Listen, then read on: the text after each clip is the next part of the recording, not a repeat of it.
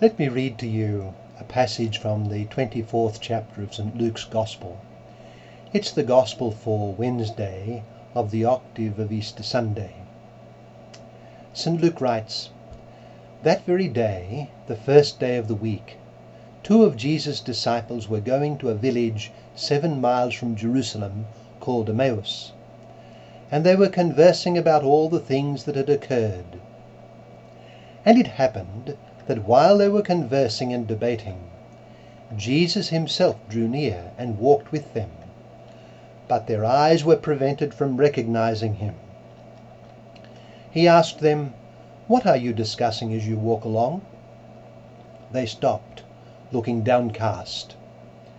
One of them, named Cleopas, said to him in reply, 'Are you the only visitor to Jerusalem who does not know of the things that have taken place there in these days?' And he replied to them, 'What sort of things?' They said to him, 'The things that happened to Jesus the Nazarene, who is a prophet, mighty in deed and word before God and all the people, and how our chief priests and rulers both handed him over to the sentence of death and crucified him. But we were hoping that he would be the one to redeem Israel.'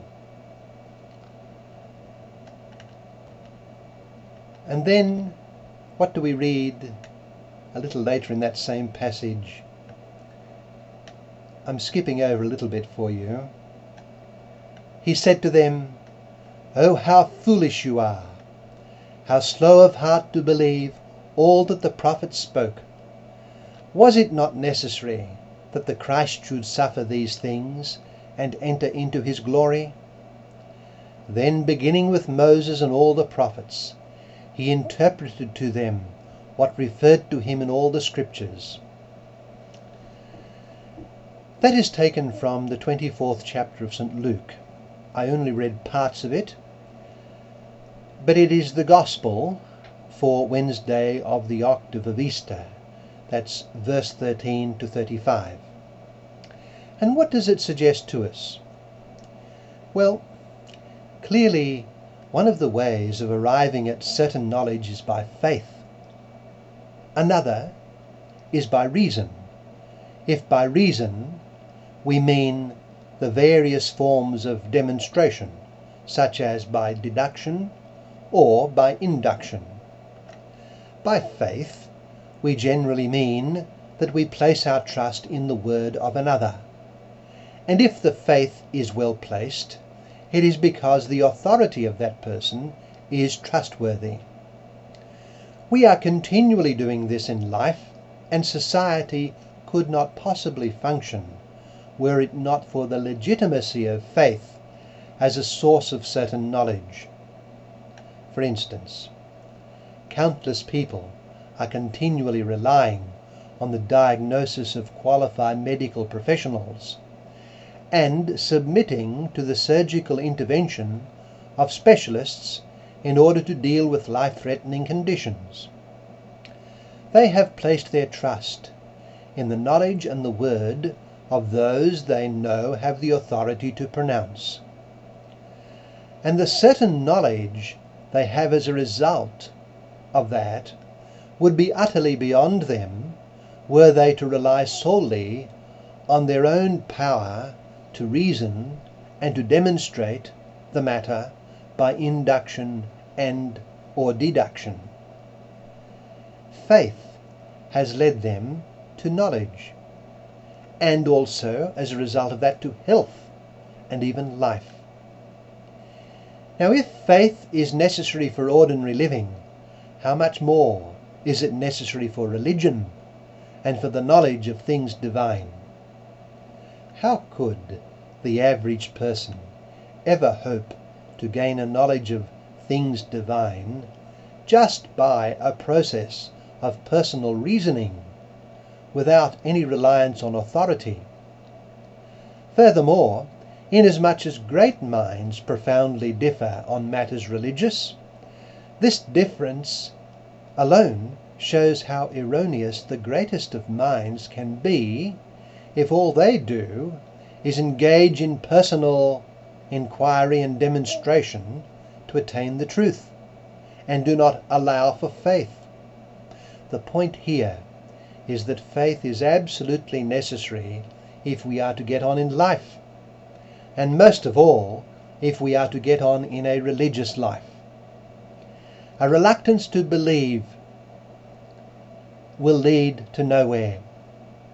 Of course, one's belief must be well placed, and those who have religious belief must strive to ensure that their religious belief is actually taking them to the truth. It could be landing them in abiding error and profound error, and this is the case with so many. It all hinges on whether the authority on which we rely is utterly trustworthy. In our gospel today, 2 of our Lord's disciples are with heavy hearts making their way together to the village of Emmaus on the 3rd day after our Lord's crucifixion. They were joined by the risen Jesus, but for whatever reason they were unable to recognize him. Our Lord drew them out in their conversation, and they told him how, and I quote, they were hoping that he would be the one to redeem Israel. And besides all this, it is now, they said, the 3rd day since this took place. That is to say, their faith in him as the promised Messiah had been shattered because of, and I quote again, how our chief priests and rulers both handed him over to a sentence of death and crucified him. So he had been rejected and put to death, which is to say, nothing had come of their hopes at all. Now what did our Lord reprove them for? Bad will? No. He reproved them for their lack of faith. And I quote, "And he said to them, Oh, how foolish you are! How slow of heart to believe all that the prophets spoke! Was it not necessary that the Christ should suffer these things and enter into his glory? Then, beginning with Moses and all the prophets, he interpreted to them what referred to him in all the scriptures." So they had been foolish and slow of heart to believe, and this was blameworthy. So everything pivoted around a readiness to believe, because there was every reason to believe. That there had been every reason to believe, our Lord made clear by, and I quote, "beginning with Moses and all the prophets, he interpreted to them what referred to him in all the scriptures." As I said, our Lord did not accuse them of bad will. They were foolish and slow of heart to believe. Above all, they had known him, and this, together with the teaching of the scriptures, ought to have been entirely sufficient. Our Lord's authority was entirely trustworthy, and soon he would send the Spirit to confirm it all again. As we think of this, let us recognize how fundamental is the act of faith. We believe in one God, the Father Almighty, and in Jesus Christ, his only Son, our Lord. We place our faith in the person of Jesus and in his word, and his person and his word is brought to us by the church, his body and his oracle. For this reason, we believe, too, the testimony of the church as being entirely trustworthy. Let us guard and live by our faith, and bring this same faith to others.